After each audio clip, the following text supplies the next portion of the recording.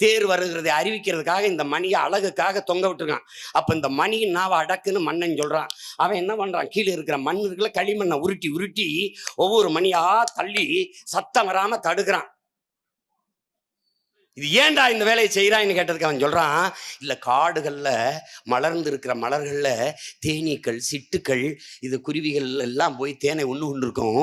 இந்த சத்தம் சல்லு சல்லுன்னு கேட்டுச்சுன்னா பயந்து பறந்து ஓடிரும். அதனால நீ நாவை அடக்கிருன்றான்.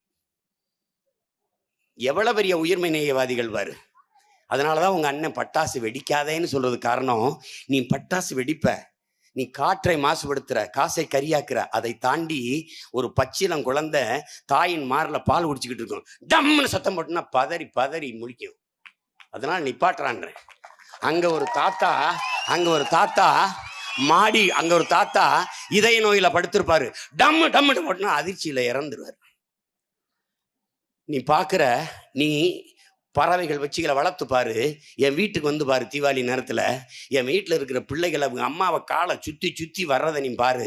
வாத்து, கோழி, புறா, பூனை எல்லாம் நான் வளர்க்குறேன் இல்லையா, இந்த சிட்டுகள், இந்த இதெல்லாம் பறவைகள் வளர்க்குறேன்ல, என்ன பாடுபடுதுன்னு பாரு. நீ டம்முன்னு போட்டோம்னா அவங்க அம்மாவை சுற்றி அவங்க அம்மா ஒன்றும் இல்லைடா பேசாமல் இருங்கடா அந்த 2 நாளை கடக்க நாங்கள் படுற பாடு பெரும்பாடுபடுவோம் நாங்கள்.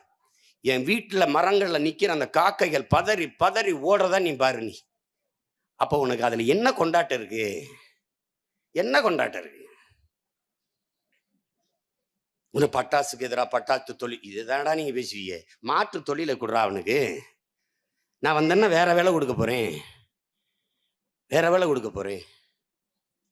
இவ்வளவுதானே.